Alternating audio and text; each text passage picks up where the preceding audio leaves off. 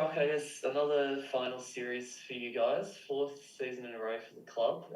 How's, I guess, the anticipation and preparation been across the league? Yeah, it's been really good, Alex. The girls seem like they're really up for it. Obviously, we were a little bit disappointed coming out of round 10 with the draw against Richmond when there was a spot for the double chance.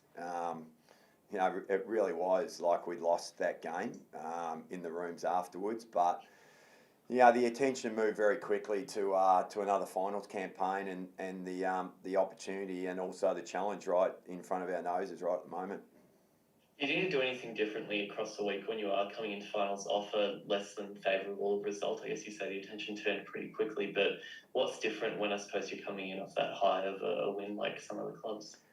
Oh, look, I think we moved on pretty quickly from that game. We took the learnings out of it on the Monday night. So I played Sunday, obviously a late game on the Sunday, and that game was out of the system by Monday night, what the learnings were and the ability to just quickly move on to the prospect of playing Geelong at Geelong, which is going to be a great challenge. They're a much improved team. They're well coached, and so the attention moved very quickly to this week's game. You've, I guess, had the sort of unique advantage of playing the Cats twice across the year with both seasons. How does, I guess, that sort of help, and what have you learned about them across the year? And then, I guess, since you've last played them, when they've improved pretty rapidly since then? Yeah, well, since I came into the program, that was the first team that we played against in my first season down at Geelong, and we had a really strong win in that first season. But coming up against them in round one in season six, the season six, they'd actually rapidly improved. They've drafted really well. They've built a strong midfield.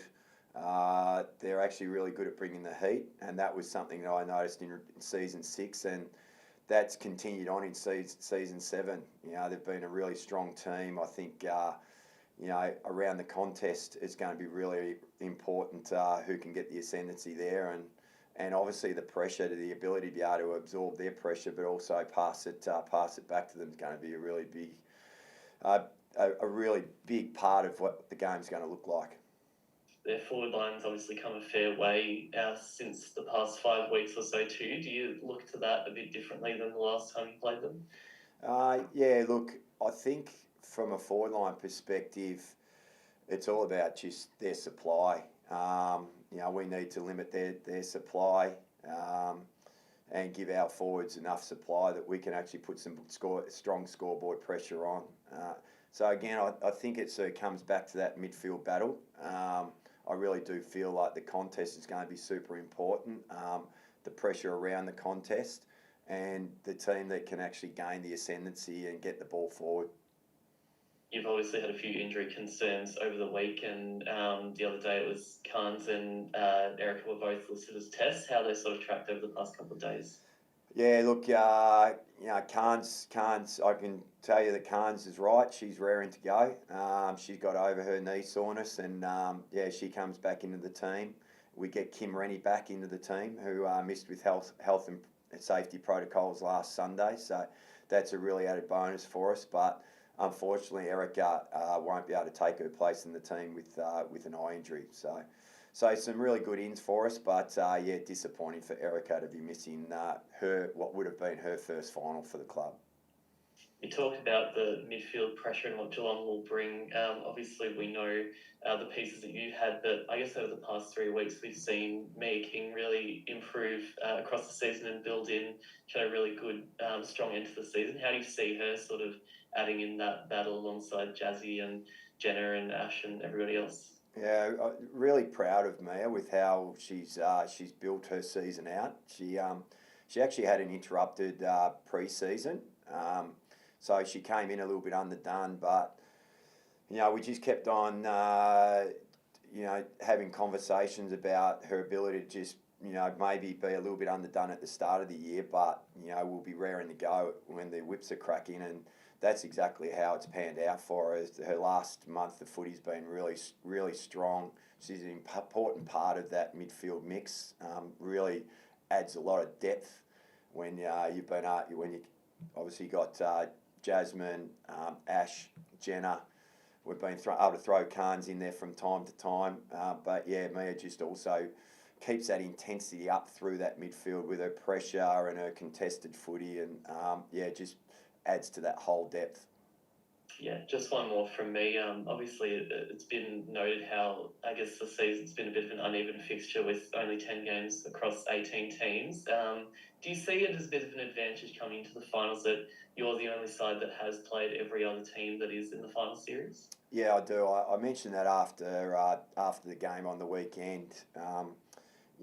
Across our 10 rounds, we've pretty much played every other team in the top 9 because, with Gold Coast finishing 9th, we played them in round 1. So it has been a tough fixture for us, but I think it's going to hold us in really good stead. That was a message to the players and the staff on Monday that, we're really equipped for finals football. I think our games come along this year.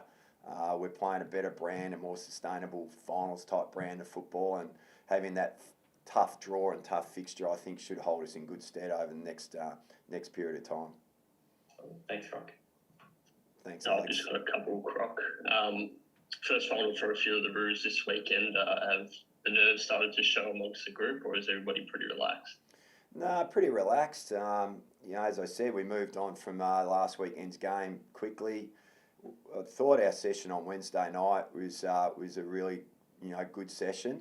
We changed up the schedule a little bit. We'd normally train on a Tuesday and Thursday, but having played on a Sunday, we wanted to get one really good quality session in. So we actually decided to train on a Wednesday night this week, and the players came in and they were up and about. That's one thing with this group that as a coach you don't have to worry about, is just the energy levels. They turned up, they knew it was our main session, and they brought the energy, and I thought that, it was a really upbeat and strong session. I'll just finish off by touching on Jazz again. So a second AFLCA Player of the Year award for her. Are you running out of ways to describe just how important she is to the club? I am. As I said in my little quote, and she is a unique player. I haven't seen too many players in the actually AFLW run around in the AFLW that can do some of the things.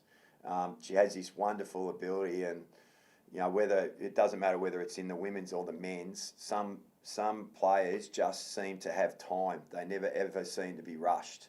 And she's one of those that just seems to have the time to be able to, and even last weekend you saw a couple of times when she just sold the candy and put it to her teammates' advantage, and she's unique in that way. I'm talking about just purely her football, how unique and how important she is to us, but also just she is a wonderful person, and we're so lucky to have her in our program.